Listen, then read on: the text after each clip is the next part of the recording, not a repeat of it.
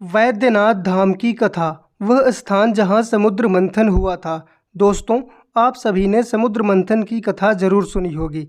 यदि स्थूल दृष्टि से देखें तो शायद समुद्र मंथन अरब सागर में कहीं पर हुआ होगा, लेकिन ऐसा नहीं है। किसी भी घटना के सही स्थान का पता करने हेतु उस समय की भौगोलिक स्थिति का पता होना भी जरूरी है। ग्रंथों में गहरे घुसेंगे तो पता चलेगा कि बिहार, बंगाल, झारखंड, उड़ीसा आदि समुद्र मंथन के समय जलमग्न थे। उत्तर प्रदेश के पूर्वी हिस्से भी उस समय थे नहीं। समुद्र मंथन का समय माँ गंगा के प्रादुर्भाव से भी बहुत पहले का है। उस समय हिमालय से निकलने वाली नदियाँ बहुत थोड़ी ही भूमिका निर्माण कर पाई थीं। नदियाँ ही भूमिका निर्माण करती हैं। इस राष्ट्र के पिता पर्वत हैं तो माताएं नदियाँ। अभी भी सबसे प्रसिद्ध डेल्टा सुंदरवन इसी निर्माण का प्रमाण है। कथा है कि जब समुद्र मंथन की बात उठी तो मंदार पर्वत की मथानी तो बना ली गई, कूर्मावतार ने आधार भी दे दिया, लेकिन मथानी की रस्सी कहाँ से लाएं? उस समय सर्वसम्मति बनी कि हिमालय की कंदराओं में आराम कर रहे नागराज वासुकी से ही यह काम करवाया जा सकता है। उनसे बड़ी रस्सी जैसी कोई वस्तु तीनों लोक और 14 भुवन में नहीं है। अब समस्या थी कि उन्हें लाए कौन। वो इतने बड़े थे कि अधिकतर समय आराम ही करते थे।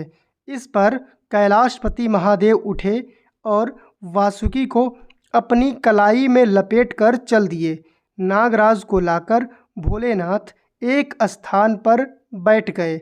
जब मंथन प्रारंभ हुआ तो नागराज को पीड़ा होने लगी।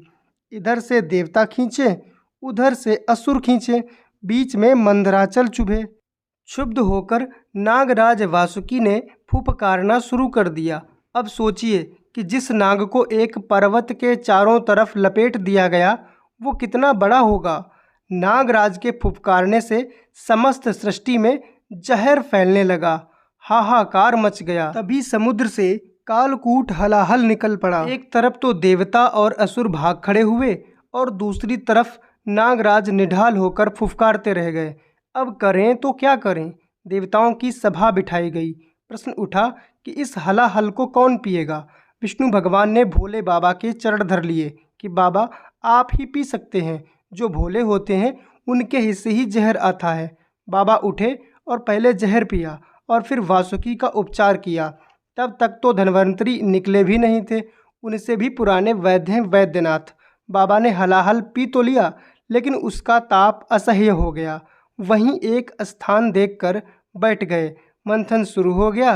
मंथन से निकले चंद्रमा के एक टुकड़े को तोड़कर निकाला गया और उसे भगवान महादेव के सर के ठीक ऊपर स्थापित किया गया।